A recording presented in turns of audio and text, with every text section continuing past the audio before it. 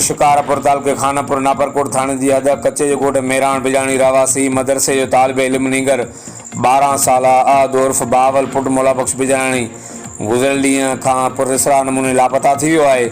नींगर काल सूमर ॾींहुं शिकारपुर मदरसे खां घर लाइ निकितो जेको घर न पहुतो आहे। नींगर पुरसरा नमूने रस्ते में ही लापता थी वियो आहे। कंहिं इंसान दोस्त खे नींगर हथ अचे त ख़ुदा करण हेठि ॾिनल नंबरनि ते राब्तो करे।